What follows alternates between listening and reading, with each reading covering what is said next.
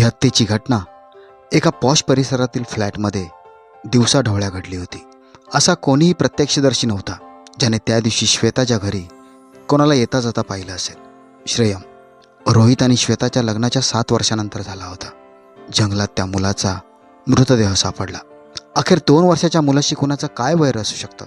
या दुहेरी हत्येच्या अनेक बाजू आहेत आणि प्रत्येक बाजूच्या मागे फक्त एकच सत्य आहे जे प्रत्येकाला जाणून घ्यायचं आहे की ही हत्या कुणी केली आणि का केली. यात कोणी आपलं माणूस सामील होतं की हे एखाद्या चलाक टोळीचं काम होतं. याशिवाय आणखी बरंच काही आहे जे धक्कादायक आहे. एक हसतं खेळतं कुटुंब एका क्षणात उद्ध्वस्त झालं. प्रत्येक व्यक्तीला हे जाणून घ्यायचं होतं की या भीषण गुन्ह्यामागे कोण आहे.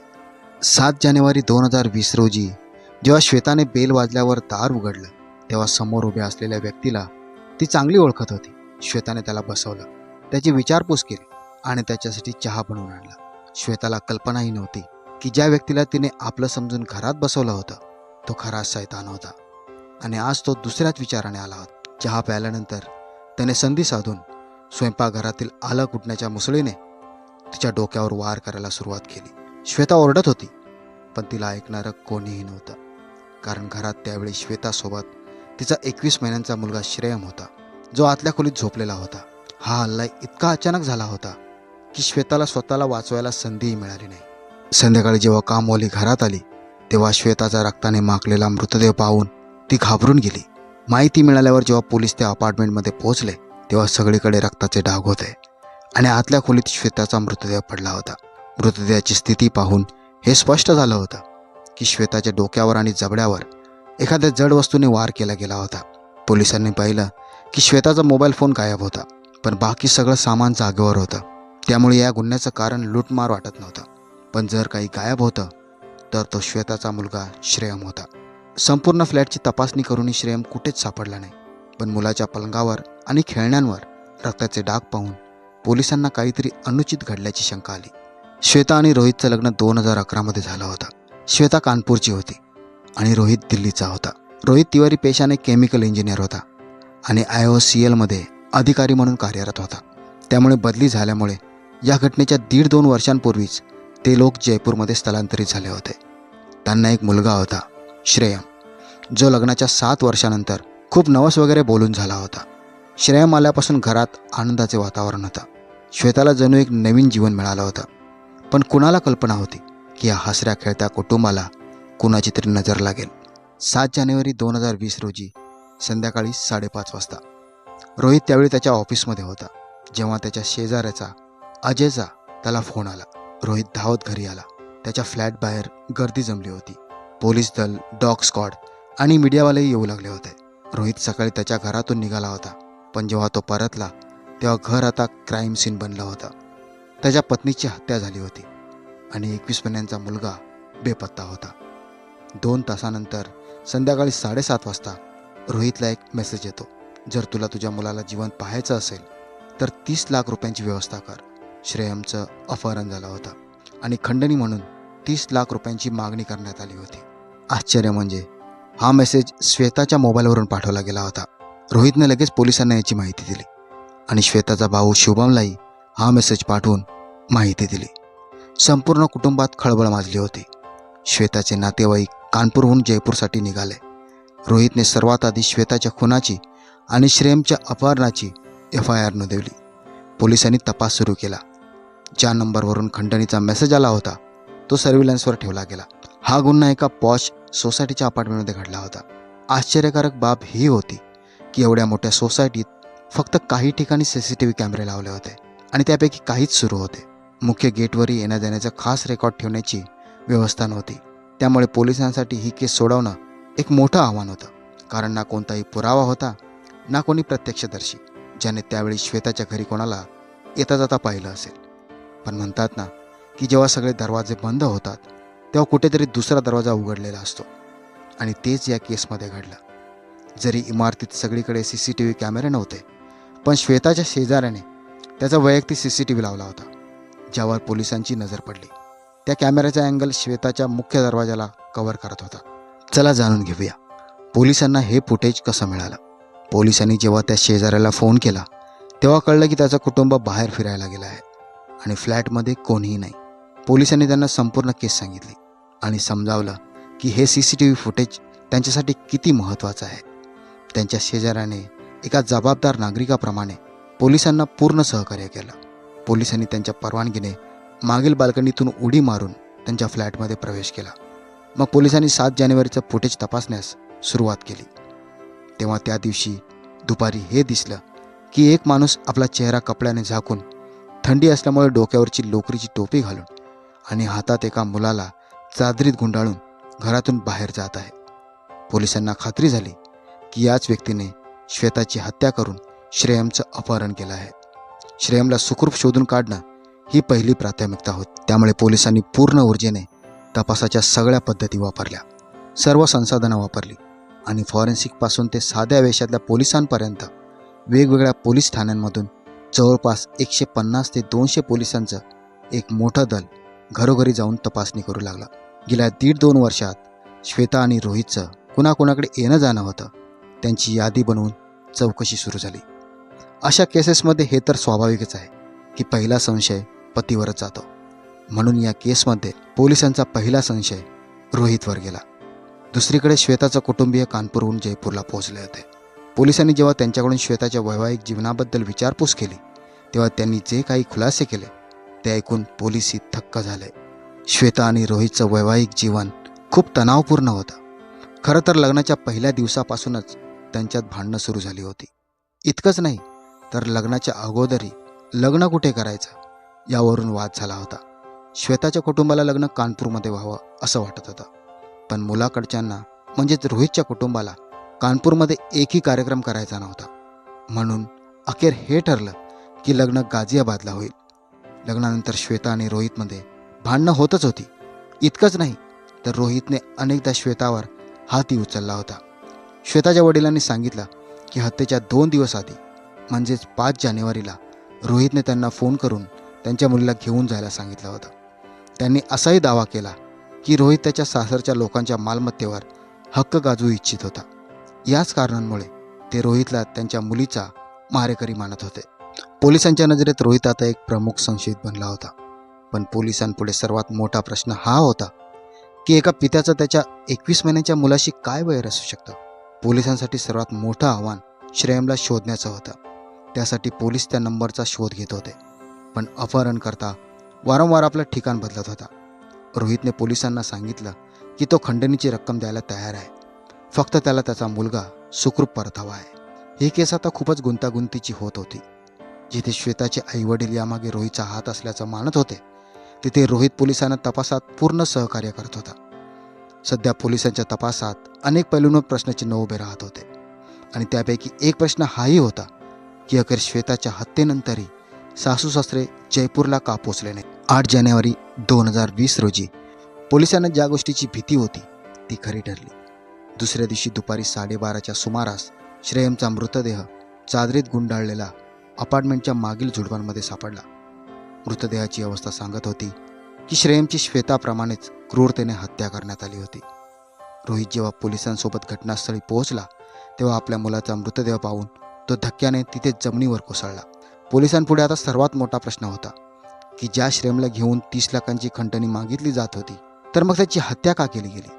अखेर एका निष्पाप मुलाशी कुणाचं काय वैर होतं की त्याला इतक्या क्रूरतेने मृत्यूच्या दारात पोहोचवलं गेलं. श्रेयमच्या शवविच्छेदन अहवालातून हे समोर आलं की त्याच्या मृत्यूची वेळ तीच होती जी त्याच्या आई श्वेताची होती. त्यामुळे एक गोष्ट स्पष्ट झाली होती की ही केस अपहरणाची नसून दुहेरी खुनाची होती. पण सर्वात आश्चर्यकारक बाब ही होती की खंडणीचे मेसेज अजूनही रोहितकडे येत होते. म्हणजेच अपहरणकर्त्याला ही माहिती नव्हती की पोलिसांच्या हाती श्रेयमचा मृतदेह लागला आहे. यावरून पोलिसांनी अंदाज लावला की मारेकऱ्याला पोलिसांना खुन्याच्या खऱ्या उद्देशापासून दिशाभूल करायची आहे. ही एक हाय प्रोफाईल केस बनली होती. पोलिसांवर मीडियापासून ते राजकीय पक्षांपर्यंत दबाव वाढत होता. आजूबाजूच्या लोकांमध्ये नाराजी होती. पोलिसांसाठी सर्वात आधी हे जाणून घेणं महत्त्वाचं होतं की या प्रकरणात रोहितचा किती सहभाग आहे. हे जाणून घेण्यासाठी पोलीस रोहितच्या ऑफिसमध्ये जातात. 7 जानेवारी म्हणजेच खुनाच्या दिवशी रोहित दिवसभर त्याच्या ऑफिसच्या मीटिंगमध्येच होता आणि बाहेरही गेला नव्हता. हे त्याच्या सहकर्मचाऱ्यांनी पण सत्यापित केलं. त्याच्या मोबाईलच्या लोकेशनवरूनही ही गोष्ट खरी ठरत होती. पोलिसांना असा कोणताही ठोस पुरावा मिळाला नाही, ज्यामुळे हे सिद्ध होईल की या सगळ्या गुन्ह्यांमागे रोहितचाच हात होता. म्हणून पोलीस इतर दुव्यांचा तपास करू लागले. दुसरा अँगल तो मोबाईल नंबर होता, ज्यावरून खंडणीची धमकी येत होती. तो नंबर श्वेताचा होता, पण गुन्हेगार कुठल्या ठिकाणाहून मेसेज करत होता याचा शोध घेण्यासाठी पोलिसांची टेक्निकल टीम हर प्रकारे प्रयत्न करत होती. तेव्हाच पोलिसांच्या हाती एक महत्त्वाचा सुगावा लागला. सर्व्हिलन्समध्ये तो नंबर 6 वेगवेगळ्या ठिकाणांवर दिसला होता आणि त्यापैकी एक ठिकाण सांगानेरचं होतं. पोलिसांनी जेव्हा त्याच्या तपासात गोळा झालेल्या डेटाला मर्यादित केलं, तेव्हा त्यात सांगानेरचा उल्लेख आणखी एका ठिकाणी झाला होता. अखेर तो महत्त्वाचा सुगावा काय होता? पोलिसांना खऱ्या मारेकऱ्याबद्दल कळलं होतं का?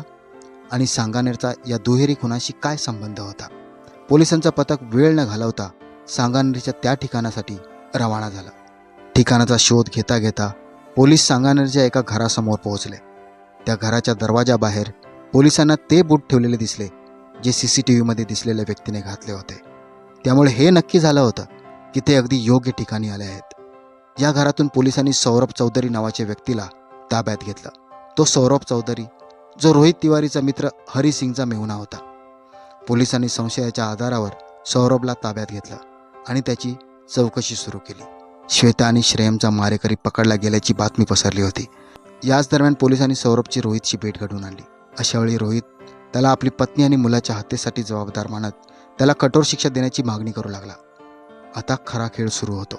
आरोप स्वतःच्या माथ्यावर येत असल्याचं पाहून सौरभ खचून गेला आणि त्याने असा खुलासा केला की प्रत्येकाचे होश उडून गेले. खरं तर पत्नी आणि मुलाच्या मृत्यूवर दुःखात असल्याचं नाटक करणाऱ्या रोहितनेच त्यांच्या खुनाची संपूर्ण कथा लिहिली होती. रोहित आणि श्वेता यांच्यात कधीही संबंध चांगले नव्हते. उलट वेळेनुसार त्यांच्यातील वाद वाढतच होता. रोहितला कोणत्याही परिस्थितीत श्वेतापासून सुटका हवी होती. या गोष्टीचा उल्लेख त्याने त्याचा जवळचा मित्र हरी सिंगशी केला. रोहितची हरी सिंगशी ओळख त्याच्या उदयपूरमधील पोस्टिंग दरम्यान झाली होती. हरी सिंग रोहितचा मित्र, मार्गदर्शक आणि तत्त्वज्ञ होता, ज्याच्याशी तो प्रत्येक गोष्ट शेअर करत असे. हरी सिंगने रोहितची ओळख त्याचा मेहुणा सौरभशी करून दिली. हरी सिंग म्हणाला की त्याच्या या योजनेत फक्त सौरभच त्याची मदत करू शकतो. रोहितची पोस्टिंग जयपूरमध्ये होती आणि सौरभ तिथेच जवळ सांगानेरमध्ये राहत होता. दोघे अनेकदा एकमेकांना भेटत असत. तिथेच त्यांच्यात एक भयानक करार झाला. तो ऐकून पोलिसही थक्क झाले. त्यांनी ठरवलं की ते दोघे एकमेकांच्या पत्नींची हत्या करतील. जेव्हा श्वेताच्या हत्येनंतर प्रकरण थंड होईल तेव्हा रोहित सौरभच्या गरोदर पत्नीचा खून करेल. रोहित आणि सौरभ दोघांच्या कुटुंबांचं एकमेकांच्या घरी येणं जाणं होतं. त्यांचे संबंध खूप जवळचे होते. दुर्दैवाने दोघांच्याही पत्नींना त्यांच्या पतींच्या या भयानक योजनेबद्दल थोडीशी कल्पना नव्हती. पोलिसांनी पाहिलं की 22 डिसेंबरला रोहितने त्याच्या फोनमध्ये एका वर्तमानपत्राच्या लेखाचा स्क्रीनशॉट घेतला होता, ज्यात एका पत्नीचा खून तिच्या पतीनेच केला होता. आणि दुसऱ्या दिवशी 23 डिसेंबरपासून त्याने त्याच्या ऑफिसमध्ये लावलेल्या CCTVचे प्लग्स काढले होते. म्हणजेच 22 डिसेंबरपासूनच त्याने ही योजना अंमलात आणण्याचा पूर्णपणे विचार केला होता. 10 दिवसांनंतर 3 जानेवारीला रोहित आणि सौरभ एका हॉटेलमध्ये भेटले. तिथेच त्यांनी संपूर्ण योजना आखली आणि या कामासाठी रोहितने सौरभला 10,000 रुपये आगाऊ दिले. योजनेनुसार सौरभला श्वेता आणि श्रेयम दोघांनाही मारून श्रेयमचा मृतदेह अशा प्रकारे नष्ट करायचा होता की तो पोलिसांच्या हाती कधीच लागू नये. नंतर श्वेताच्या फोनवरून खंडणीचा मेसेज पाठवून पोलिसांना अपहरणाच्या कोणात गुंतवायचं होतं. घटनेच्या दिवशी रोहितला त्याची लोकेशन कोणत्याही परिस्थितीत ऑफिसमध्येच दिसावी अशी इच्छा होती आणि ही गोष्ट सिद्ध करण्यासाठी त्याच्याकडे सर्व प्रकारचे पुरावे आणि प्रत्यक्षदर्शी असावेत. म्हणूनच त्याने जाणून बुजून अनेक मीटिंग्स ठेवल्या होत्या. याच योजनेच्या आत्मविश्वासाने तो त्याच्या बचावासाठी पोलिसांना वारंवार त्याची लोकेशन तपासण्यास सांगत होता. आता प्रश्न येतो की सौरभने अखेर श्रेयमचा मृतदेह योग्यरित्या नष्ट का केला नाही?